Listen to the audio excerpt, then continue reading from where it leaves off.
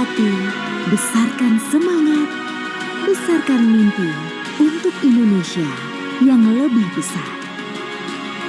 Paragon Corp.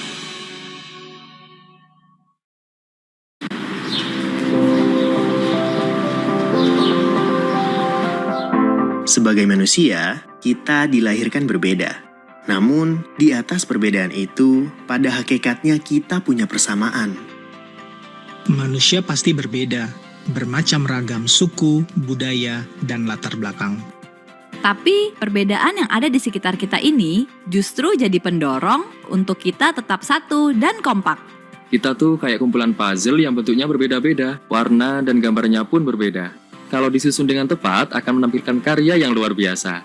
Nama saya James, saya dari Customer Experience Consumer Banking. Posisi saya saat ini sebagai CX Governance dan Process Improvement.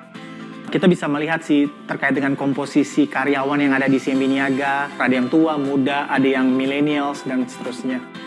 Saya selalu kagum dengan cara CIMB Niaga menyatukan perbedaan. Keren banget, nggak ada dibeda-bedakan karena latar belakang suku, agama, atau etnis. Respect. Nama saya Friska, saat ini posisi saya sebagai Business Learning Head di Subdirektorat HR Learning and Development. Di awal-awal gabung dengan CIMB Niaga, saya sempat ngerasa sedikit nggak pede karena most of my experience bukan di dunia HR. Tapi CIMB Niaga bisa banget jadi tempat yang tepat buat mengeksplorasi diri karena mempunyai corporate values epic yang berfokus pada enabling talent. Saya Iwan Setiawan, Customer Service CIMB Niaga.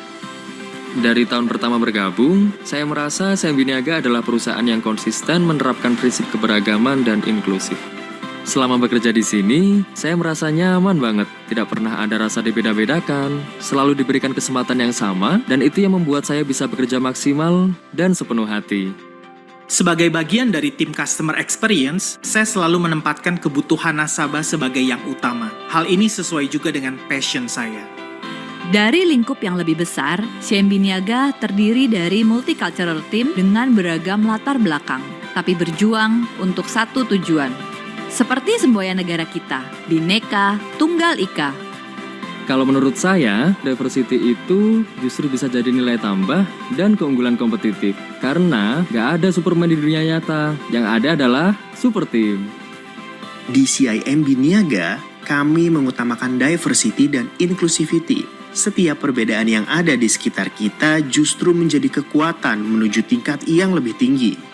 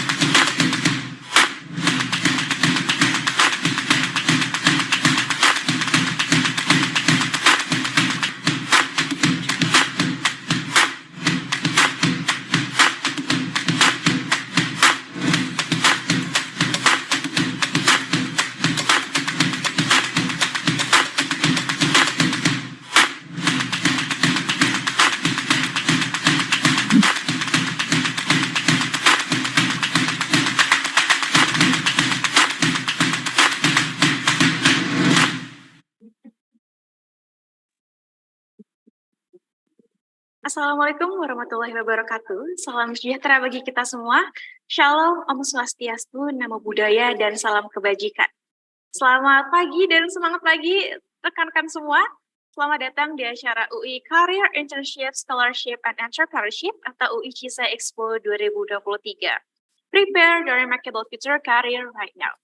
Bagaimana kabarnya Bapak, Ibu, dan rekan-rekan sekalian? Saya harap semua dalam keadaan sehat selalu dan tetap semangat tentunya. Perkenalkan, saya Zata yang akan memandu acara UI Career Internship, Scholarship, and Entrepreneurship pada sesi Company Talk Indonesia Defense Service. Sebelum memulai sesi kali ini, izinkan saya memperkenalkan acara kita pada hari ini. UI CISA adalah kegiatan ekspo tahunan yang diselenggarakan oleh Pusat Pengembangan Karir Lulusan Universitas Indonesia atau CDC-UI di bawah Direktorat Pengembangan Karir Lulusan dan Hubungan Alumni Universitas Indonesia atau DPKH UI. bekerja sama dengan Ikatan Alumni Universitas Indonesia dan Center of Independent Learning UI, serta Career Lab sebagai platform teknologi informasi lowongan kerja. UI CISA Expo Oktober 2023 berlangsung dari tanggal 25 September hingga 20 Oktober 2023 dan diikuti oleh berbagai perusahaan ternama.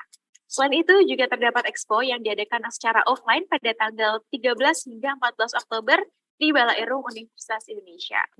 Terdapat berbagai kegiatan yang dapat rekan-rekan ikuti seperti training, industry bootcamp, dan juga yang saat ini sedang kita laksanakan yaitu Company Talk. Nah, rangkaian kegiatan ini bertujuan agar rekan-rekan dapat mengenal perusahaan lebih jauh dan mempersiapkan diri. Oleh karena itu, yuk pastikan untuk ikut dan mendaftarkan diri di uicisa.careerlab.co. Seperti yang telah disinggung sebelumnya, UI CISA Expo 2023 juga berkolaborasi dengan Career Lab yang merupakan platform end-to-end career solutions yang memberikan dukungan kepada mahasiswa, fresh graduates, serta profesional muda untuk persiapan karir, serta lowongan kerja yang dikurasi untuk entry level. Career Lab juga mendukung puluhan kampus di Indonesia dengan career management platform untuk pusat karir dan mahasiswa. Untuk mengetahui berbagai informasi, event, dan peluang lainnya, dapat rekan-rekan eksplorasi lebih lanjut pada careerlab.co. Kemudian, jangan lupa juga lewatkan untuk mengikuti event-event UICISA lainnya melalui uicisa.careerlab.co/event.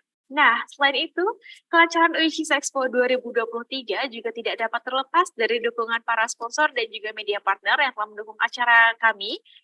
Kami mengucapkan terima kasih kepada Bank CIMB Niaga, Paragon Technology and Innovation, PT Pegadaian, Bank Danamon, serta media partner kami yaitu Media Indonesia, Medcom.id, Metro TV, Beyond on Top, Detik Edu, Info Webinar Indonesia, Goodside ID, Loker Bandung, Info Loker Jobs, Magang Info, Event Journal, Event Jakarta, All Events, Kumpul, Student XCEO Jakarta, dan Teman Startup. Sebelum kita beralih ke sesi berikutnya, tidak lupa saya informasikan kepada rekan-rekan yang hadir pada pagi hari ini untuk mengonfirmasi kehadiran melalui QR Code yang ditampilkan pada slide berikut atau mengklik tautan yang telah dikirim oleh panitia pada kolom chat. Selain itu, nantinya di akhir acara akan dibagikan juga link feedback form yang harus rekan-rekan isi. Jadi pengisian feedback form ini sangat penting karena menjadi persyaratan untuk memperoleh sertifikat. Dan sekali lagi saya ingatkan kepada teman-teman, salah satu event dari UI CISA yang akan dilaksanakan, yakni salah satunya adalah Pitch CISA Business Plan Competition 2023, yang mana event ini mengundang rekan-rekan mahasiswa atau fresh graduates yang memiliki berbagai ide keren dan inovatif, bisa untuk mengikuti competition ini, karena akan ada hadiah puluhan juta rupiah, ada exclusive mentorship juga, serta tentunya sertifikat. Jadi untuk teman-teman yang punya jiwa-jiwa berbisnis, bisa daftar di krlab.co/pitchc23. Dan kami juga memiliki challenge untuk 2 peserta beruntung untuk memenangkan saldo e-wallet senilai Rp50.000.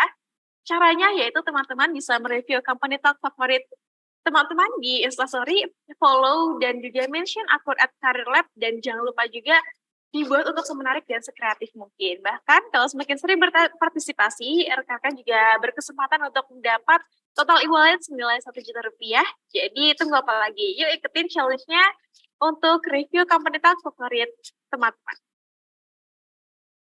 Nah, setelah berkenalan dengan UI CISA, Career Lab, dan juga event-event yang tadi menarik, rekan-rekan pasti tidak sabar juga untuk segera berkenalan dengan PT IDS atau Indonesia Defense Service yang akan mengisi pada pagi hari ini. Nah, PT IDS atau Indonesia Defense Service merupakan perusahaan yang bergerak di industri pesawat terbang, sistem avionik, pesawat terbang hingga peningkatan pesawat. Dalam sesi Company Talk Indonesia Defense Service, kita akan ditemani oleh Pak Novitri Putrawiguna sebagai Head of HRGA Indonesia Defense Service. Baik, karena Pak Novi sudah hadir pada ruang Zoom meeting pada pagi hari ini, mari kita sambut bersama. Selamat pagi Pak Novi. Selamat pagi Mbak Zata, selamat pagi semua yang hadir. Baik. Semoga dalam keadaan sehat semua ya. Baik. Bagaimana kabarnya hari ini Pak Novi? Alhamdulillah sehat. Oke, sehat alhamdulillah ya, luar biasa sekali kalau begitu. Pak Novi sudah siap ya memberikan materi mengenai IDS pada pagi hari ini ya Pak? Akan ditemani juga oleh rekan-rekan dari IDS lainnya Pak? Ya, betul. Hari ini saya akan bersama dengan Mas Gamal. Ya, nanti juga akan membantu untuk memberikan sharing experience terkait pengalamannya bekerja di IDS, ya, dan juga ada Mas Angga dari tim rekrutmen, ya, karena pengalaman saya biasanya nanti banyak yang bertanya bagaimana caranya untuk bisa apply dan bagaimana proses untuk direkrut di PT IDS. Ya. Oke, baik. Terima kasih banyak Pak Novi. Selamat pagi Mas Angga dan juga Mas Gamal. Selamat pagi, Selamat pagi. Oke, baik. Saya yakin nih rekan-rekan di sini juga pasti tidak sabar untuk mengenal dan mendengarkan pembahasan yang akan diberikan oleh Pak Novi dan juga rekan-rekan. Jadi pada pagi hari ini, untuk itu dipersilahkan kepada Pak Novi untuk memulai sesi Careers at Indonesian Fan Service. Dipersilahkan, Pak. Terima kasih Mbak Zata. Assalamualaikum warahmatullahi wabarakatuh.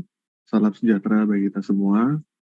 Senang sekali pada kesempatan ini saya bisa mewakili PT Indonesia Defense Services ya untuk hadir di acara UI CSE 2023. Tujuannya kami di sini tentunya ingin memperkenalkan lebih jauh tentang perusahaan kami ya. Karena saya yakin mungkin belum banyak juga yang kenal dengan PT IDS ya. Dan tentunya nanti kami berharap juga talent-talent terbaik alumni dari UI ataupun mungkin yang saat ini sedang dalam proses akhir studi ya nanti akan mempertimbangkan untuk apply ke tempat kami ya begitu. Mungkin bisa dimulai untuk di share screen-nya Mas Angga. Oke. Saya mungkin memperkenalkan diri dulu ya. Nama saya Novi Triputra Wiguna. Posisi saya adalah Head of HRGA di PT IDS. Ya. Saya kebetulan juga alumni dari UI. Ya. Saya dulu dari Fakultas Ekonomi, ya, lulus tahun 97. Jurusannya memang dari accounting. Ya. Kemudian saya juga ambil master, ya, di untuk jurusan manajemen, ambil marketing. Nah, mungkin nanti banyak yang heran kenapa saya jadi HR, itu mungkin saya nggak jawab di sini ya, itu perjalanan hidup ya.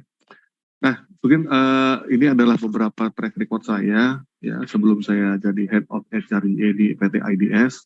Saya juga pernah bekerja di Deloitte ya sebagai HR juga dan juga di Conferry Hay Group. Kalau sekarang namanya Conferry tapi dulu namanya Hay Group, ini salah satu HR consultant butik dari US ya. Nah, sebelum itu saya juga pernah bergabung di PT FTX. Ini dulu itu yang memegang lisensi untuk FedEx di Indonesia. Ya. Nah, kebetulan sekali sih memang saya bisa hadir di sini kembali dengan bertemu dengan mungkin sivitas akademika dari UI. Ya, ini juga lah kayak seperti temu alumni sedikit ya. Oke, silakan kita mulai ya. Oke. Saya mungkin tidak terlalu heran kalau belum banyak yang tahu tentang PT IDS, karena memang sebelumnya kita tidak banyak terbuka ya ke market ya, karena mungkin sistem perekrutan kita juga agak berbeda di masa lalu. Nah, saya mungkin ingin sampaikan di sini, PT IDS ini mulai berdiri tahun 2014 dan posisinya saat ini kami itu ada 3 terbesar ya untuk MRO di Indonesia. Mungkin kalau ada yang belum tahu MRO itu apa sih, saya sih yakin mungkin banyak yang familiar dengan nama Garuda Maintenance Facility ya atau Batam Aerotechnic. Nah, kita mirip-mirip seperti itu bisnisnya ya, tapi nanti ada beberapa hal yang mungkin agak membedakan kita dari sisi klien ya. Nah, kita punya kantor pusat itu di Wahid Hasim, yaitu dekat perempatan Sarinah ya. Dan kita punya workshop facility juga di sana, ya. Tapi untuk perawatan, perbaikan pesawat itu kita ada di Pondok Cabe. Kita ada menempati 2 hanggar di sana. Nanti ada foto-fotonya yang bisa kita perlihatkan kepada Anda semua, ya. Seperti apa sih kondisi workshop ya dari PT IDS itu. Oke. Nah, tadi saya sudah jelaskan kita berdiri di tahun 2014 ya. Apa sih yang kita lakukan di MRO itu? Kita melakukan perbaikan ya, baik itu perbaikan rutin ya Ini biasanya kalau perbaikan pesawat itu mengikuti dari jam terbang, ya kan? Jadi ada beberapa tingkatannya, ya. Nah, tapi selain dari itu, ya mungkin IDS juga melakukan beberapa modifikasi, ya. Dan ini dilakukan tidak sembarangan karena kami juga punya personil-personil yang memiliki license, ya. Dan juga kita sudah mendapatkan sertifikat, ya, approval dari baik dari DBCA, ya, untuk pesawat-pesawat sipil maupun juga untuk yang pesawat-pesawat militer dan kepolisian. Ya. Jadi memang kalau saya boleh bilang core manpower kita itu kebanyakan backgroundnya teknik, ya, backgroundnya teknik. Itu lulusannya beragam, ya. Nanti salah satunya Mas Gamal yang akan kita tampilkan, ya. Kebanyakan backgroundnya itu orang-orang dari engineer, ya kan, dan technicians. Dan kita beragam, ya, ada yang lulusan dari lokal dan juga banyak yang lulusan luar negeri serta banyak ekspatriat juga yang kita pekerjakan di PT IDS ini, ya. Silakan lanjut ke slide berikutnya, Mas Angga. Oke. Nah, walaupun PT IDS ini adalah tentunya perusahaan lokal, ya, asli Indonesia, ya, tapi kami punya visi yang besar, ya. Kami ingin menjadi international MRO, ya, yang dikenal di Asia, yang bisa memberikan servis baik kepada ke pihak sipil, ya, ataupun militer, ya. Jadi bukan hanya pesawat terbang, tapi juga kapal laut, ya, termasuk juga mungkin land system, ya. Land system ini ya bisa sifatnya modifikasi untuk mungkin rampur, ya kan, atau sistem untuk misalnya simulator tembak, seperti itu contohnya, ya. Jadi memang banyak terkait dengan produk-produk militer, ya, walaupun sebetulnya kita juga melayani juga untuk pesawat sipil, ya. Oke, silakan dilanjutkan ke slide berikutnya. Oke. Nah, karena ini terkait banyak servis yang kami berikan itu sangat terkait banyak dengan hal-hal yang terkait dengan penerbangan, ya, atau mungkin tadi dengan hal-hal yang terkait dengan teknologi tinggi. Ini tentunya kualitas dari hasil pekerjaan kami itu betul-betul dijaga, ya. Kami memiliki quality control yang sangat ketat, ya, untuk memastikan, ya, produk-produk dan servis yang kita berikan itu adalah yang terbaik, ya. Dan ini pun juga yang membuat kenapa kita itu sekarang ada di posisi nomor 3, ya. Kami juga didukung, ya, dengan vendor-vendor di luar negeri, termasuk salah satunya adalah kita adalah main kontraktornya Airbus di Indonesia, ya. Jadi pesawat-pesawat Airbus itu kalau masuk ke tempat kita itu akan bisa banyak kemudahan, ya, untuk diberikan perbaikan karena kita didukung oleh UEM-nya dari Prancis, ya. Dan juga banyak karyawan-karyawan kita yang memang pernah dilatih, ya, atau bekerja di Airbus, seperti itu, ya. Oke, silakan Anda lanjut ke slide berikutnya. Oke. Selain dari MRO, ya, grup IDS ini sebetulnya juga mempunyai beberapa sister company, ya. Ada yang memang terkait juga dengan perbaikan. Ini ada di sini mungkin bisa dilihat ada Helikopter Service Indonesia. Ini jelas, ya. Jadi biasanya memberikan servis itu ke pesawat-pesawat yang jenisnya helikopter, ya. Kemudian ada CWB. CWB ini terkait dengan kesehatan, ya. Kita punya klinik, ya, dan kita juga supplier untuk alat-alat medis. Jadi ini sister company kita. Kemudian kita ada PT lain seperti Mata Energi ini yang mungkin terkait dengan proyek-proyek yang kaitannya dengan pengadaan yang sifatnya itu kontrak, ya. Jadi kita bukan hanya satu bisnisnya, tapi kita boleh bilang yang paling besar memang di bisnis MRO, ya. dilanjutkan, Angga. Nah, kenapa kita menjadi salah satu pilihan dari customer? Ya, karena kita memberikan value lebih ya kepada para klien-klien kami. Ya, jadi salah satunya ini ada 3 hal yang mungkin paling penting ya di sini. Itu kita memberikan jaminan ya untuk part dan servisnya itu, kalau orang bilang mungkin ori gitu ya, part-partnya itu sudah approve ya.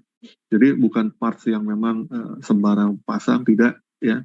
Kami selalu memastikan part-part yang dipasang ya di pesawat atau di kapal laut yang memang kita kerjakan itu sudah tervalidasi secara kualitas ya, dan juga pemasangannya pun itu sudah dipastikan sesuai dengan standar ya dari OEM.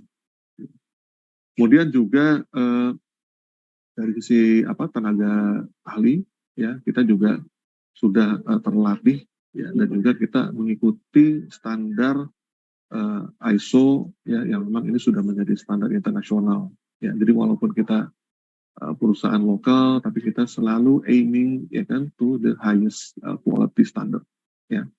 Nah, kemudian ini ada for any challenge gitu ya. Ini saya mungkin bisa sharing, memang tidak semua MRO itu misalnya mau menerima tantangan. Ini ada pesawat yang sudah cukup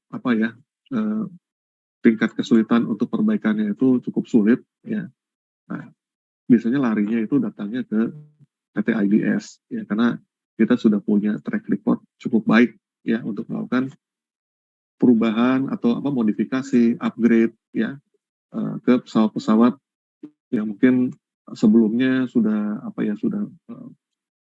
kurang, sudah agak terlalu tertinggal teknologinya, itu bisa di-upgrade di tempat kita ya. Oke, selanjutnya. Nah, untuk menjadi perusahaan yang memang tumbuh dan besar ya, tentunya kami di PT IDS memiliki value ya, yang ini memang kita tanamkan ke setiap karyawan ya. Kita ada 5 di sini: integritas, quality safety, learning, teamwork, dan winning attitude. Ini masing-masing punya arti yang dalam ya. Untuk integritas ya, kita pastikan memang orang yang bekerja di kita itu punya integritas yang tinggi. Karena kenapa? Ini kan pekerjaannya tuh betul-betul menuntut presisi tinggi ya kan. Jadi ya harus melakukan sesuai dengan standar yang memang diharuskan ya. Jadi tidak boleh cheating gitu ya. Kemudian untuk kualitas dan safety ini juga penting ya, karena tadi salah satu value kita memastikan memang standar kualitas kita itu at the highest level ya. Untuk learning ini juga penting karena kita berharap semua karyawan yang ada di kita itu berkembang ya. Kita sediakan training, tapi di sisi lain juga kita minta karyawan kita itu juga punya learning agility ya. Jadi mau belajar, karena kalau tidak ada kemauan untuk belajar, kita mau kasih training sebanyak apapun ya tidak akan serius ya untuk menimba ilmu ya, menyerap apa yang diajarkan. Teamwork itu juga penting ya, karena selain kita mungkin mencari karyawan yang selain dia juga punya kemampuan tinggi, tapi mampu juga untuk berkolaborasi ya, karena tidak bisa ya kita bekerja itu menghasilkan kualitas terbaik, hasil yang paling optimal dengan sendiri. Itu kayaknya susah ya. Kalau menjadi Superman sendiri bukan eranya sekarang ya. Kita cari yang bisa jadi teamwork dan super team ya. Oke, kemudian juga winning attitude, ini juga kita minta karyawan kita itu orang-orangnya pantang menyerah dan siap bekerja untuk segala situasi. Silakan dilanjutkan, Angga, ke slide berikutnya. Nah, ini servis-servisnya, ini saya nggak akan detail di sini karena mungkin nanti Mas Gamal akan menjelaskan pengalaman kerjanya ya di PT IDS. Ini servisnya kita melakukan avionics, radio instrument, kemudian design modification ya, kemudian juga manufacture and fabrication ya. Ini terkait dengan tadi perangkat-perangkat avionik ya. Oke, ini ada jenis-jenis mesin ya yang jadi partner kita ya di sebelah kanan bisa terlihat di sana. Oke, kita lanjut lagi. Nah ini foto-foto dari service sector kita. Tadi saya sudah katakan ini untuk pesawat ya. Jadi selain untuk avionik maintenance, kita juga ada airframe dan komponen-komponennya. Ya, ini hanggar kita ya. Salah satu hanggar yang kita tempati di Pondok Cabe. Ya, kita lihat ada logo IDS di sana. Nah, kemudian tadi untuk maritime engineering, ini juga salah satu kapal yang pernah kita kerjakan. Nah, ini land system ya. Jadi ada kebayang nih, land system kerjakan apa sih? Salah satunya seperti ini. Ya, oke, lanjut. Ke slide berikutnya. Nah, ini beberapa tipe pesawat ya, helikopter yang pernah kita kerjakan dan juga kapal laut di sini. Ya mungkin kalau yang senang dengan pesawat bisa familiar ya, ini tipe pesawat apa ya. Nah ini kaitannya dengan sertifikasi ya yang tadi kita sebutkan ya. Jadi kenapa kita dipercaya oleh klien kita, karena kita sudah memiliki banyak sertifikat ya. Ini bisa dilihat, ini mungkin belum semua dimunculkan, kita munculkan yang utama-utamanya saja di sini. Ya. Oke, lanjut. Ya. Nah, selain sisi bekerja, ya serius dalam bekerja, kita juga memberikan perhatian ya kepada aktivitas karyawan di luar kerja. Kalau orang mungkin bilangnya sekarang orang HR tuh employee well-being gitu ya. Nah, ini kita banyak melakukan gathering juga. Nah, ini contohnya saat kita melakukan buka puasa bersama. Ya. Nah, ini foto-foto dari karyawan. Dan kemudian juga kita ada year-end dinner. Ya. Biasanya kita celebrate pencapaian kita di setiap akhir tahun. Dan kita berikan penghargaan kepada karyawan-karyawan yang berprestasi. Ya. Oke. Dan juga pada saat ulang tahun kemerdekaan Indonesia, biasanya kita juga melakukan event di hanggar kita. Nah ini contohnya, ada kegiatan-kegiatan olahraga, foto bersama, makan-makan tentunya ya. Nah ini ulang tahun IDS, ya. Jadi banyak kita celebration-nya nih. Ini acara ulang tahun IDS, ya. Kita sama juga nih, buat acara kayak Get Talent ya. Ada yang mau nyanyi, mau menari gitu ya. Nah, ini kita lakukan juga supaya kita bisa bonding ya satu sama lain. Ya, karena lokasi kerja kita kan ada di kantor pusat dan ada yang di hanggar. Oke, lanjut. Nah, tadi kaitannya dengan development ya. Ini adalah contoh-contoh program development yang kita lakukan. Nah, ini kita even pernah melakukan kerjasama atau mengirim karyawan-karyawan kita untuk ikut training langsung di Airbus Prancis ya. Ada juga training yang sifatnya itu on the job ya yang kita lakukan pada saat bekerja ya di hanggar kita, atau juga training-training dengan mengundang trainer dari eksternal ya. Nah, ini masih ada fotonya lagi ya, ini yang on the job training, dan juga training yang dilakukan secara internal ini seperti basic airworthiness training ya. Nah, ini mungkin saya berikan gambaran sedikit ya terkait dengan proses rekrutmen di IDS ya. Biasanya kita cukup rajin melakukan job posting di LinkedIn ya. Nah, biasanya nanti kalau yang terpilih secara berkas itu akan dites psikotes ya. Kemudian interview HR, interview oleh user. Nah, ini jangan heran ya, di kita itu CEO itu ingin mengenal setiap kandidat yang diproses. Jadi ya agak unik emang ya, ketemu CEO ya untuk final interview. Ini sebetulnya mungkin kesempatan juga untuk calon karyawan untuk kenal CEO-nya secara langsung. Ini nggak banyak ya perusahaan yang melakukan seperti ini ya. Jadi bisa cukup beruntung kalau nanti bisa masuk IDS ya, ketemu final interview-nya, ketemu CEO dan lolos ya. Yang lain-lainnya nanti setelah lolos final interview masuk ke offering, dan ada MCO proses dan masuk ke onboarding begitu ya. Nah itu kira-kira prosesnya. Dan kita juga punya banyak channel sosial media ya, LinkedIn ya kan, Instagram ya. Nanti boleh follow kita ya untuk di LinkedIn dan Instagramnya ya. Nah Mungkin itu pemaparannya terkait dengan company profile kita. Nah, sekarang saya mengundang Mas Gamal nih, ya, salah satu karyawan kita untuk sharing. Coba ini saya undang Mas Gamal, walaupun dia bukan dari, walaupun itu bukan dari apa UI, ya, tapi sama-sama dari perguruan tinggi negeri lah, ya. Ini makanya kita tampil di UI ini juga mengharapkan nanti ada engineer dari UI yang join ke kita, ya. Oke, silakan Mas Gamal. Baik, terima kasih kesempatannya Pak Novi, terima kasih kesempatannya Mbak Sata dan segenap panitia yang terlibat. Selamat pagi juga teman-teman yang mungkin ingin lebih tahu tentang IDS dan apa aja kerjaan di sini. Seperti yang tadi Pak Novi bilang ya, kebetulan saya bukan dari UI, saya S1-nya dari saingannya UI dari Bandung, dan juga saya lanjut di S2-nya di Melbourne. Dari basis saya itu di teknik penerbangan atau mungkin istilah lebih barunya teknik dirgantara, yang mana itu dulu saya pendidikan saya sebelum saya join ke IDS. Saya join di tahun 2021 dan sampai sekarang saya masih di IDS hampir 3 tahun. Untuk pengalaman saya ya, jadi dulu seperti yang Pak Novi sudah ceritakan tadi di awal, IDS itu pekerjaannya, skop dari pengerjaannya itu cukup luas.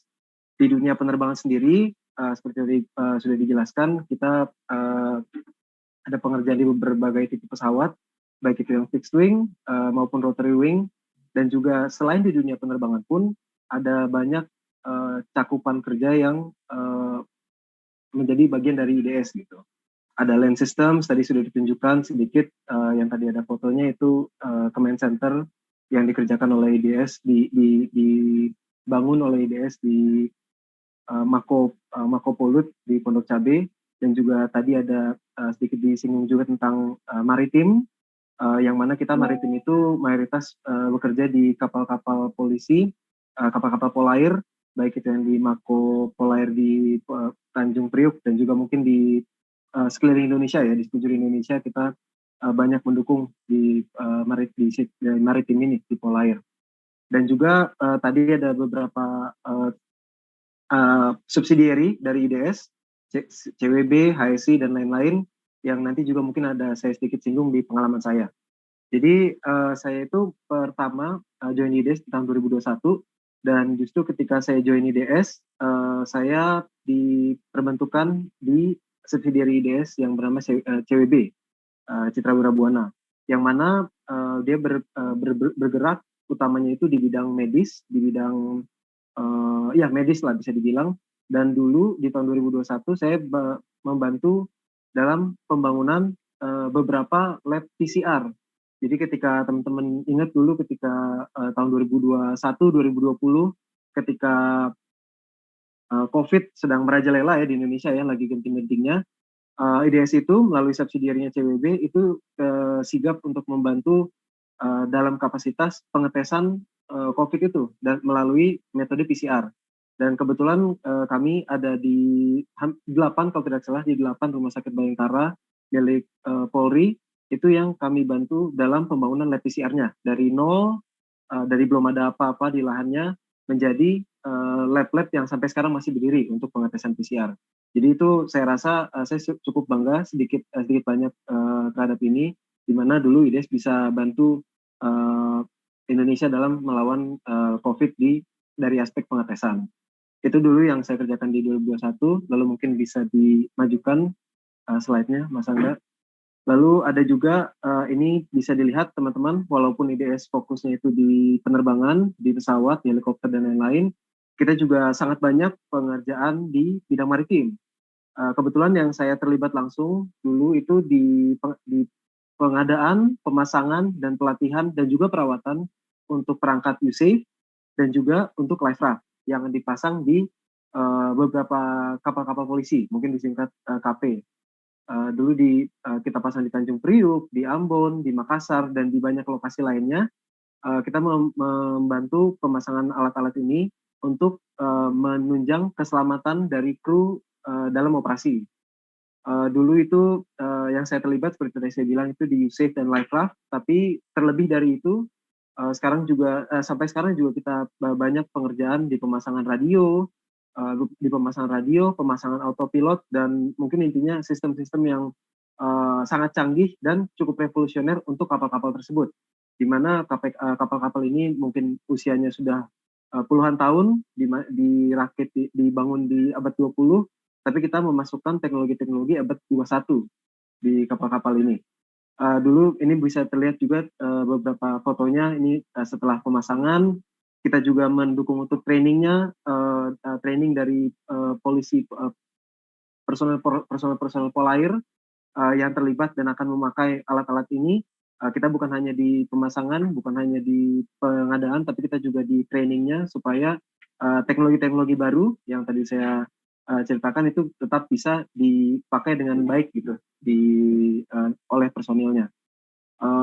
Trainingnya itu banyak, ada yang di daerah langsung. Kebetulan tuh foto saya ingat ketika saya training di Ambon, tapi ada yang dekat juga, ada foto itu yang trainingnya di Ancol, dan ada juga trainingnya di kolam renang di Pondok Indah. Pokoknya dimanapun itu yang penting kita semua personil bisa kenal dan pakai gitu alat-alat yang kita bantu untuk pasang. Lalu juga itu di 2021 dan setelah itu saya join di bidang utama dari IDS, yaitu di penerbangan aviasi ya, atau dirgantara. Kebetulan di IDS ini ada banyak sekali tipe pesawat yang dikerjakan.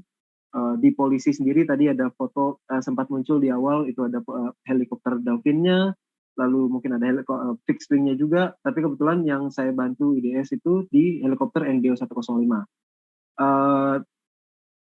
Di heli ini mungkin tadi Pak Novi sempat singgung ya, kita mengerjakan helikopter maupun pesawat itu bukan hanya yang baru, tetapi juga mungkin helikopter yang sudah cukup berumur, cukup lama dengan teknologi yang cukup lama juga, dan kita melaksanakan perawatan dan juga modifikasi pada helikopter atau pesawat-pesawat tersebut.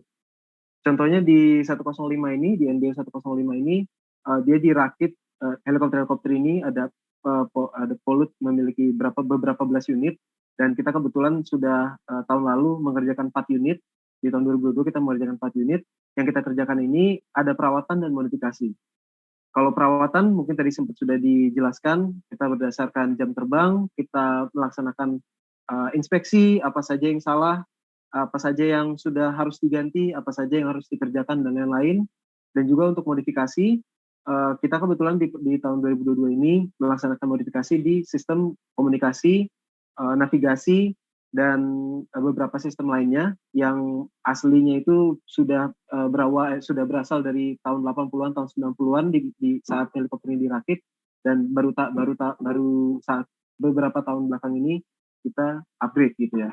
Jadi mungkin kebetulan saya nggak menampilkan fotonya, tapi di helikopter ini di penunjukan altitude, penunjukan kecepatan, penunjukan ketinggian, untuk radionya juga, untuk navigasi, peta, penampilan petanya, untuk penampilan traffic, ini semua perangkat itu di Heli 105 ini, di beberapa unit yang kita kerjakan, itu sudah kita modifikasi total menggunakan komponen-komponen yang sangat mumpuni dari partner kita Garmin dari Amerika, yang kita pasangkan di heli-heli ini. Jadi intinya heli-heli ini walaupun sudah berumur, yang mana dia mungkin awalnya itu dari tahun 80-an, 90-an, itu bisa dimasukkan teknologi-teknologi abad 21 dan bisa relevan kembali dan bisa kembali mumpuni dalam menjalankan tugasnya patroli untuk polisi udara di Indonesia.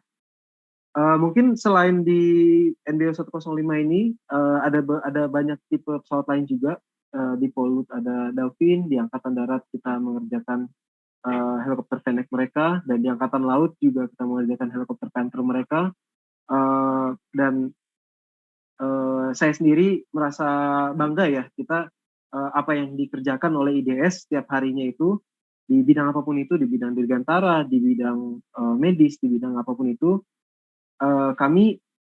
saya sendiri itu merasa ada kontribusi gitu untuk Indonesia, di mana hasil-hasil dari pekerjaan kami ini berguna untuk pertahanan dan juga untuk kepolisian di Indonesia ini.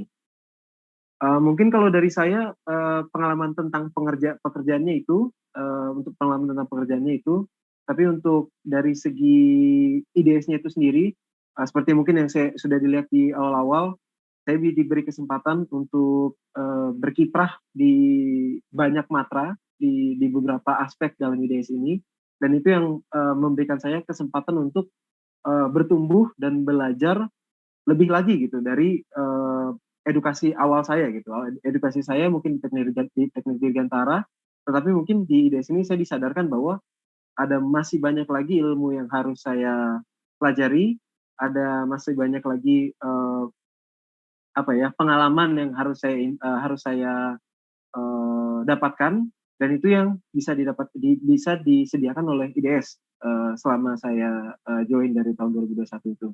Mungkin tadi beberapa ada foto-foto tentang training yang sudah diberikan ke pegawai-pegawai IDS. Kebetulan saya dulu menikmati training untuk basic license A1 dan A4, yang mana itu memberikan saya walaupun saya jurusan di kuliahnya sudah teknik dirgantara, tapi tetap pengalaman real world atau dunia nyata itu diberikan lagi di dalam training A1 A4 itu tadi sebagai contohnya. Dan juga mungkin training-training lain yang ditawarkan untuk para pegawai-pegawai atau kita yang bagian dari IDS ini. Mungkin itu kalau dari saya ya, pengalaman saya selama ini. Mungkin bila ada yang lain mungkin bisa ditambahkan oleh Pak Novi atau ditanyakan oleh teman-teman juga. Terima kasih kesempatannya.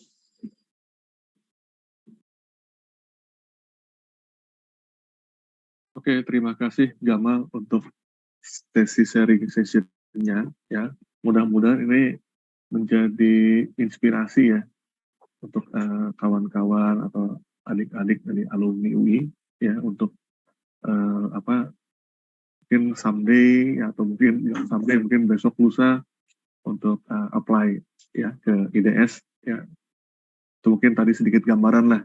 Ya, memang ini yang kita tampilkan di sini profilnya yang terkait dengan core workforce kita ya, yang terkait dengan engineering ya, teknik. Nah, walaupun sebenarnya kita juga kadang membuka juga lowongan untuk yang back office ya, seperti untuk legal ya kan, HR, finance ya, atau juga mungkin IT ya. Tapi memang karena kita banyak bergelut di MRO, memang paling banyak misalnya rekrutmen yang kita lakukan itu orang-orang yang datang dari background teknik gitu. Ya. Mungkin itu yang bisa kami sampaikan ya, mewakili PT Indonesia Defense Services. Ini saya kembalikan ke Mbak Zata sebagai moderator. Baik, terima kasih banyak Pak Novi, Mas Gamal, dan juga Mas Angga. Dan rekan-rekan yang ada di sini pasti sudah ada bayangan ya mengenai PT Indonesia Defense Services ini bagaimana. Kemudian berdasarkan materi yang sudah dijelaskan tadi, mulai dari apa itu PT IDS, kemudian program-programnya, company culture, hingga rekrutmen proses yang ada di IDS ini. Bahkan tadi Mas Gamal juga sudah membagikan pengalamannya selama di IDS ini. Jadi sangat menarik, dan juga opportunity yang bisa dimanfaatkan juga luas sekali ternyata di PT IDS ini. Gitu. Nah, boleh dong untuk rekan-rekan untuk share komentar dan mengucapkan terima kasih atau memberikan reaction atas sesi yang telah diberikan oleh PT IDS ini. Baik, meskipun sudah mengenal tapi belum puas rasanya kalau kita tidak menggali lebih dalam informasi atau opportunity yang ditawarkan. Jadi oleh karena itu kita akan segera masuk ke sesi Q&A. Nah, untuk Q&A ini terdapat satu merchandise oleh Paragon untuk satu penanya terbaik. Jadi untuk itu rekan-rekan yang ingin bertanya dapat menyampaikan pertanyaannya secara langsung pada kolom Q&A. Perlu diingat ya rekan-rekan, di kolom Q&A bukan di kolom chat begitu. Nah, saya juga ingin kembali mengingatkan kepada teman-teman untuk bisa mengunjungi booth Indonesia Defense Services untuk cek info lowongan lebih lengkapnya bisa di krlab.co/booth UICC Strip IDS seperti itu. Nah, di booth tersebut rekan-rekan dapat melihat untuk peluang karir dan juga opportunity apa yang ada di IDS. Selain itu, saya juga ingin mengajak rekan-rekan untuk memantau dan mendaftarkan diri ke upcoming event UICC lainnya yang tidak kalah menarik, yakni ada UICC Company Talk, Let's Grow bersama Merdeka Copper Gold, dan UICC Company Talk, Career Accelerator, Paving the Path to Success bersama Busan Auto Finance, serta UICC Company Talk bersama Equinix Business Solutions. Nah, pendaftaran ini bisa rekan-rekan lakukan pada uicc.careerlab.co/event. Tidak berhenti sampai situ saja, tentu masih banyak kegiatan menarik lainnya yang bisa diikuti dari UICC Expo 2023. Rekan-rekan dapat menemui ratusan lowongan pekerjaan, serta banyak sekali pelatihan serta webinar gratis yang dibuka untuk umum. Untuk info lebih lanjut, dapat rekan-rekan akses di uicc.careerlab.co. Dan juga bagi rekan-rekan yang tertarik untuk memiliki ide bisnis, segera mendaftarkan diri kalian pada Pitch ACC Business Plan Competition 2023. Karena akan ada hadiah dan juga experience yang menarik banget, jadi terdapat modal usaha juga bernilai puluhan juta rupiah, sertifikat, bahkan eksklusif mentorship dari venture capital ternama di Asia Tenggara. Jadi rekan-rekan yang ingin mendaftar dapat mengakses di careerlab.co/pitchc23. Oke, kembali saya ingatkan bahwa UICC juga memiliki challenge untuk 2 peserta beruntung untuk memenangkan saldo e-wallet senilai Rp50.000. Caranya yaitu rekan-rekan bisa mereview company talk favorit di Instastory, atau salah satunya company talk dari IDS ini tadi. Kemudian rekan-rekan bisa follow dan juga mention akun @careerlab dan dibuat semenarik dan sekreatif mungkin. Kemudian rekan-rekan juga berkesempatan untuk mendapatkan total e-wallet senilai Rp1 juta. Jadi tunggu apa lagi? Mari ikuti challenge ini. Oke, setelah berkenalan dengan UICC, Career Lab, dan event-eventnya, sudah ada beberapa pertanyaan yang masuk nih Pak Novi di kolom Q&A. Nampaknya dari rekan-rekan di sini antusias untuk mengenal lebih lanjut mengenai IDS ini ya. Oke, sekali lagi saya ingatkan kepada rekan-rekan untuk mengisi pertanyaan di kolom Q&A ya, jangan di kolom chat, supaya dapat terbaca secara langsung. Oke, kita akan masuk ke sesi Q&A. Ini saya bacakan terlebih dahulu untuk pertanyaannya. Yang pertama ini pertanyaan dari Kak Raja Ibrahim nih, Pak. Perbedaan interview HR, interview user, serta interview CEO itu bagaimana? Serta bagaimana strategi yang harus dipersiapkan sejak dini dalam menghadapi interview HR, user, maupun CEO? Terima kasih. Mungkin bisa dibantu jawab oleh Mas Angga atau Pak Novi? Oke, ini kalanya terkait dengan rekrutmen, saya minta Mas Angga nih untuk jawab. Silakan Angga. Baik, terima kasih sebelumnya atas kesempatannya. Salam kenal semuanya, saya Angga, HR Team Recruitment dari Indonesia Defense Services ya. Baik, di sini saya mencoba untuk menjawab pertanyaan dari Raja Ibrahim terkait dengan proses rekrutmen ya. Apa perbedaan interview HR, interview user, dan juga interview dengan CEO?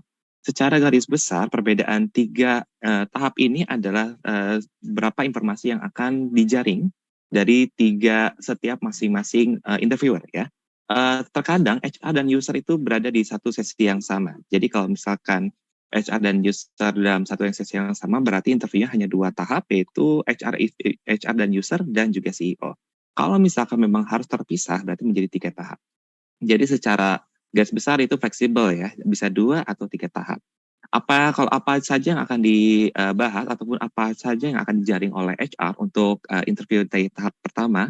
Yang pertama adalah terkait dengan keabsahan data yang teman-teman sampaikan di CV ya. Jadi saya pribadi khususnya adalah untuk memastikan bahwa CV-CV yang teman-teman buat apapun CV-CV yang teman-teman lamar melalui perusahaan kami ini sesuai dengan apa yang teman-teman lakukan. Di sini saya melakukan verifikasi data, kemudian saya juga melakukan wawancara terhadap apapun yang ada terkait dengan CV dan juga terkait dengan diri pribadi teman-teman ya. Maka dari itu saya biasanya adalah terkait dengan verifikasi data pribadi, kemudian juga riwayat pekerjaan, riwayat perkuliahan dan sebagainya, karena ini berkait dengan clearance ya, terkait dengan data teman-teman. Kemudian jika sudah lolos di saya akan rekomendasikan langsung ke user, dan jika user user nanti akan interview terkait dengan technical things ya. Jika memang nanti posisinya adalah engineering, nanti pasti akan ada technical test dan juga technical interview terkait dengan how to ya dealing with the context ya, karena misalkan konteks dalam engineering seperti apa, kalau misalkan dalam konteks accounting seperti apa, konteksnya dalam konteks marketing seperti apa, ataupun sesuai dengan hal lainnya yang di-apply, entah itu supply chain, entah itu nanti ke bagian project, IT, dan sebagainya. Jadi nanti akan lebih ke technical. Jadi secara skill, soft skill, dan juga technical skill yang akan dijaring di interview user. Sedangkan kalau untuk interview CEO di sini adalah terkait dengan personal ya, personal diri, yaitu bagaimana CEO ini bisa mengenal Anda dan juga bagaimana teman-teman ini bisa memberikan kesan yang baik terhadap CEO gitu ya. Jadi CEO di sini adalah lebih sifatnya general karena lebih ingin menjaring dan ingin lebih tahu nih teman-teman seperti apa, sehingga bisa dipastikan secara manpower dan juga dengan culture itu match ya, ataupun fit dengan apa yang kami ekspektasikan. Jadi, apa saja yang harus dipersiapkan strateginya? Yang pertama adalah pastikan teman-teman bisa menyampaikan apapun yang teman-teman miliki dalam bentuk CV yang mudah untuk dipahami ya. Mungkin teman-teman kalau misalkan lihat di sosial media, di TikTok dan sebagainya, banyak sekali yang sudah menyampaikan how to create a good CV ya. Karena CV yang baik adalah sebenarnya CV yang mudah dibaca. Jadi kalau misalkan teman-teman CV-nya agak sulit dibaca, itu kadang akan menyulitkan kami untuk memahami sebenarnya teman-teman punya skill di bidang apa. Itu yang pertama. Kemudian yang kedua adalah pastikan teman-teman ini sesuai data-datanya, tidak melebih-lebihkan, gitu. Karena pastinya kami pun melakukan reference checking ya teman-teman ya. Karena di sini kami meminimalisir adanya ketidakbenaran dari suatu data yang teman-teman sampaikan di CV, dan sehingga memang nanti pun kita akan melakukan reference checking. Ya, reference checkingnya di mana bisa menggunakan semua platform yang ada di online. Ya, kemudian kalau misalkan di interview user, teman-teman harus bisa memastikan bahwa interviewnya ini adalah bisa untuk menjawab technical things yang disampaikan oleh user sesuai dengan posisi yang teman-teman apply. Jika finance, teman-teman harus paham terkait dengan apapun technical things di finance, entah itu di journaling ataupun nanti di taxation dan sebagainya, begitupun di posisi yang lain gitu ya. Dan beberapa user kami seperti yang disampaikan oleh Pak Novi tadi, kita di sini meng-hire orang expatriate sehingga memang kita English di sini sangat aktif, di company kami sangat bilingual di sini ya. Jadi beberapa expat kami sini tidak bisa menggunakan bahasa Indonesia, that's why every single interview ataupun every single meetings kita actively using English. Jadi di sini salah satu parameter yang menjadi utama di perusahaan kami adalah kapabilitas dalam bahasa Inggris. Apakah harus fluent? Tidak. Yang penting teman-teman bisa pede dan bisa yakin dengan apa yang teman-teman sampaikan, dan informasi apa yang ingin disampaikan itu benar-benar nyampe ya. Jadi tidak perlu pikirkan grammarnya seperti apa. Yang penting teman-teman secara makna dan juga informasinya itu sampai dulu. Itu yang paling utama. Karena kalau misalkan adanya misinformasi, itu akan menjadi problem tentunya. Gitu ya. Karena expat kami terutama itu kebanyakan dari Singaporean, kemudian kita ada yang dari Thailand, ada yang juga dari Malaysia, ada Australian juga, sehingga secara aksen nyampur semuanya ya, tidak satu marga gitu ya bahasa Inggrisnya. Jadi di sini teman-teman harus punya kemampuan untuk bisa memahami konteks tersebut ya. Kalau untuk interview CEO, teman-teman harus bisa merepresentasikan diri sebagaimana teman-teman ingin disampaikan ya. Jadi kurang lebih seperti itu. Jadi setiap tahapnya itu berbeda, dan tahap ini bisa berupa 2 atau 3 tahap. Seperti itu, Mbak Zata.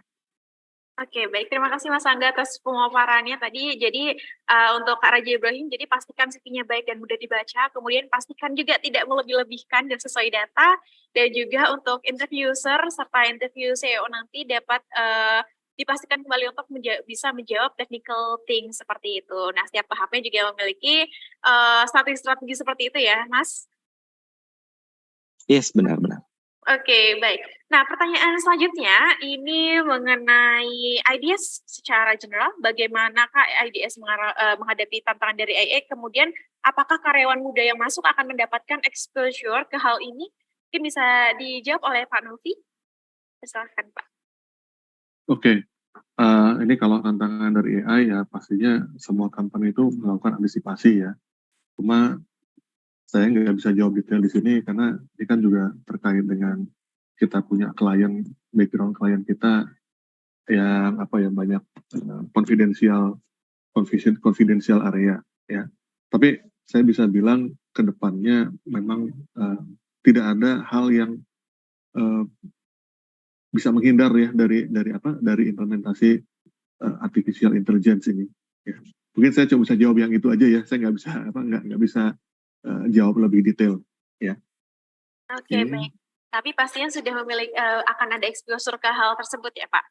Ya, sepertinya semua industri arahnya pasti akan ke sana. Ya kan?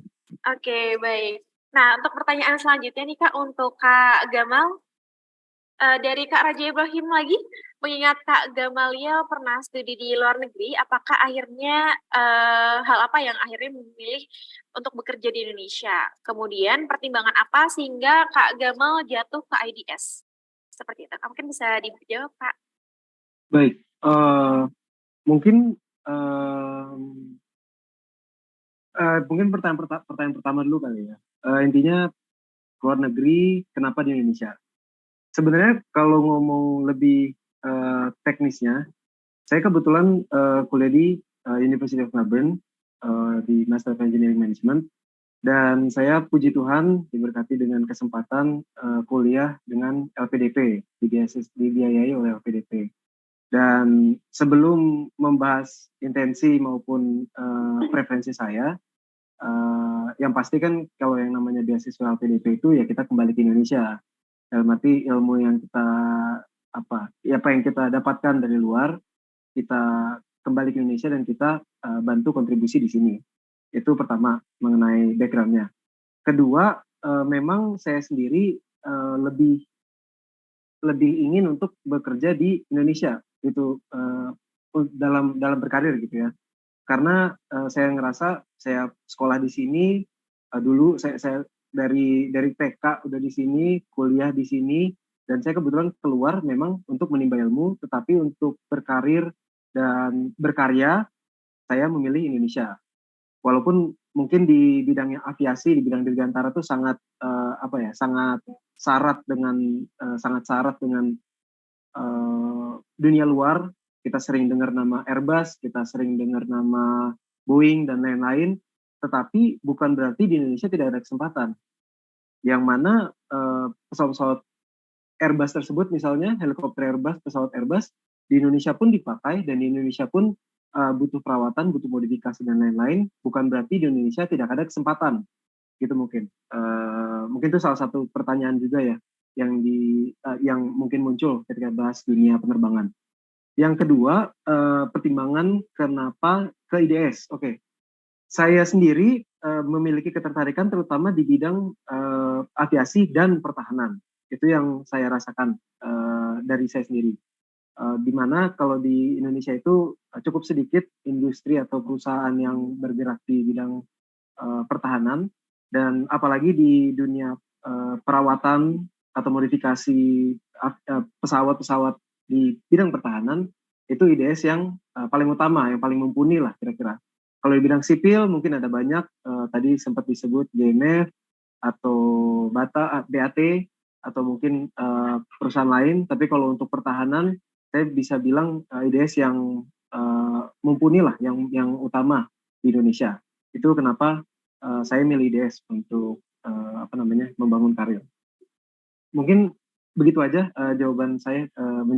Semoga bisa cukup menjawab pertanyaannya Pak Raja Ibrahim. Oke, baik. Terima kasih banyak Mas Gamal. Mungkin selanjutnya nih pertanyaan terakhir nih Pak Novi dan juga Mas Angga. Pak Mas Gamal, dalam hal rekrutmen, kandidat seperti apa yang IDS prioritaskan untuk mengikuti proses seleksi rekrutmen? Boleh dibantu dijawab Mas Angga atau Pak Novi? Silahkan. Saya berikan ke Pak Novi deh. Pak Novi silakan Pak. Oke. Tadi mungkin sudah disinggung sedikit ya sama Mas Angga ya. Jadi yang dipertimbangkan itu pastinya adalah karyawan yang memang sesuai kompetensinya, ya. Jadi kompetensinya sesuai. Kemudian kalau dia experience, kita lihat ya exposure-nya itu juga sesuai dengan apa yang kita cari, ya. Nah itu masalah skill dan kompetensi dan pengalaman, ya. Nah yang terpenting yang lain itu terkait dengan culture fit, ya. Karena tadi kan kita udah ada 5 value ya. Nah ini biasanya yang selalu menjadi screening akhir pada saat CEO interview itu sebetulnya melihat ini ya, apakah calon karyawan itu ya tidak hanya mumpuni dari sisi skill set dan experience, tapi juga apakah mencerminkan atau sudah paling tidak tuh mempraktekkan value-value yang memang diterapkan di IDS begitu ya. Jadi screeningnya itu requirement-nya kalau saya bilang cukup komprehensif ya. Makanya saya boleh bilang nggak gampang sih masuk IDS ya kan, tidak mudah gitu ya. Tapi itu bukan berarti Anda jangan tidak berani mencoba gitu. Harus coba ya. Justru kenapa kami hadir di sini juga kami ingin lebih membuka diri ya terhadap talent-talent di market yang kami percaya sebetulnya orang-orang Indonesia itu banyak punya skill set dan exposure yang sebenarnya sangat kami cari ya begitu. Itu mungkin Mbak Zata. Sedikit menambahkan mungkin ya, sedikit silakan, ya. Jadi memang karena seperti yang disinggung oleh Pak Novi di awal, kita baru membuka diri karena kita memang secara bisnis itu sangat secure dan juga private ya. Sehingga memang pada awalnya kita memang punya special recruitment, sehingga memang biasanya kita headhunting. Saya pribadi langsung menuju kandidat yang sesuai, tapi saat ini kita membuka kandidat umum, kandidat yang tertarik dengan perusahaan kami untuk bisa bergabung dengan perusahaan kita. Karena kita terbuka untuk teman-teman fresh graduate, teman-teman yang dengan background yang manapun itu, kita terbuka, ada beberapa program MT, ada beberapa program-program yang bisa diikuti oleh teman-teman yang mungkin tidak berbackground engineering. Teman-teman bisa lihat saja di LinkedIn kami. LinkedIn kami ini bisa selalu memposting informasi-informasi terkait dengan rekrutmen, dan itu kita selalu update di setiap harinya. Teman-teman juga bisa lihat di LinkedIn saya pribadi, di Angga Janua, teman-teman bisa connect di sana. Karena kami juga selalu meng-share di semua, karena tadi seperti singgung juga, not only di aviation, kita ada di klinik, kita ada di kecantikan, ada juga di bisnis-bisnis yang lain, di kreatif dan semuanya. Jadi kita sangat terbuka untuk all background ya, dan kita sangat berharap teman-teman bisa bergabung dengan perusahaan kami dan juga bisa turut mensukseskan dan juga memajukan perusahaan kami. Kurang lebih seperti itu, Mbak Zata. Oke, baik, ini sangat menarik sekali. Terima kasih banyak Pak Novi dan Mas Angga tadi atas pemaparan jawaban dari pertanyaan dari rekan-rekan tadi. Terima kasih banyak sekali lagi saya ucapkan kepada Pak Novi, Mas Angga, dan juga Mas Gamal atas pemaparan materi, kemudian telah membantu rekan-rekan juga dalam menggali lebih dalam mengenai career opportunity di IDS ini. Saya yakin rekan-rekan di sini juga pasti sudah banyak dapat informasi serta mengenal lebih jauh tentang karir di IDS ini, kemudian bagaimana program-programnya, maupun pengalaman kerja bagaimana di IDS ini, seperti itu. Nah, sayang sekali karena waktu yang terbatas, pertanyaan tadi juga sekaligus menutup sesi webinar pada hari ini. Jadi kami mohon maaf untuk pertanyaan-pertanyaan dari rekan-rekan sekalian yang belum terjawab. Nah, sebelum menutup sesi ini kepada Pak Novi, apakah terdapat pesan penutup yang ingin disampaikan kepada rekan-rekan yang hadir, Pak? Oke, terima kasih Mbak Sarah. Pesan saya sebenarnya satu ya, sebagai mungkin calon-calon atau talent yang sangat potensial, saya yakin dari alumni UI ini memiliki potensi-potensi yang sangat besar ya. Saya mungkin bisa bilang begini, saya tahu lah kemarin waktu di perusahaan saya sebelumnya pun biasanya punya kecenderungan untuk mencari multinational company begitu ya. Nah, karena ya seakan-akan multinational company itu bisa ya menjadi satu mungkin tumpuan harapan atau mungkin dream company ya. Tapi saya harus katakan di sini sebenarnya local company yang sangat potensial untuk menjadi pijakan berkarir Anda pun itu cukup banyak ya. Salah satunya seperti IDS ini. Jadi mungkin tolong dibuka ininya wawasannya ya. Silahkan ya untuk men-challenge diri Anda ya untuk mencoba berkarir di company-company yang mungkin saat ini sedang banyak membutuhkan keahlian ya dan potensi dari diri Anda. Itu mungkin Mbak Zata, terima kasih. Baik, terima kasih sekali lagi saya ucapkan kepada Pak Novi, Mas Angga, dan juga Mas Gamal atas waktu dan informasinya yang diberikan pada hari ini. Semoga dapat bermanfaat bagi rekan-rekan semua. Dan jangan lupa juga rekan-rekan bisa cek di booth IDS di UICC, seperti itu ya. Baik, kami persilahkan kepada Pak Novi, Mas Gamal, dan juga Mas Angga untuk melanjutkan kegiatan berikutnya. Terima kasih, semoga dapat berjumpa lagi di lain kesempatan. Terima kasih semua. Sampai ketemu. Terima kasih semuanya. Sampai ketemu kembali. Baik, terima kasih. Nah, rekan-rekan jangan beranjak dulu karena saya ingin kembali mengingatkan kepada rekan-rekan untuk mengonfirmasi kehadiran yang ada di layar sebagai syarat untuk mendapati sertifikat. Dan selain mengisi QR Code kehadiran, rekan-rekan juga jangan lupa untuk memberikan feedback melalui QR Code berikut, yang mana pengisian feedback form ini sangat penting karena menjadi persyaratan untuk memperoleh sertifikat selain form kehadiran. Seperti itu. Nah, kami juga mengucapkan terima kasih atas kehadiran dan antusiasme rekan-rekan sekalian pada sesi hari ini.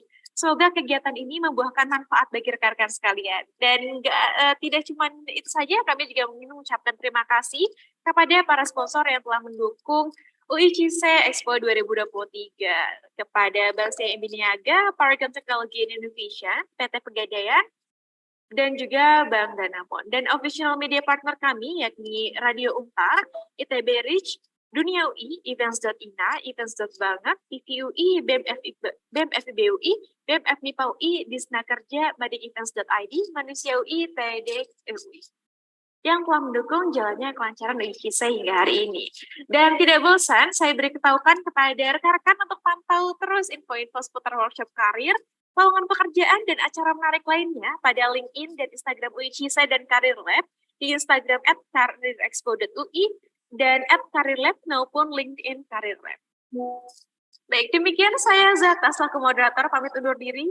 UICC Expo 2023, prepare your remarkable future career right now. Terima kasih dan sampai jumpa. Oke, Mbak Sata.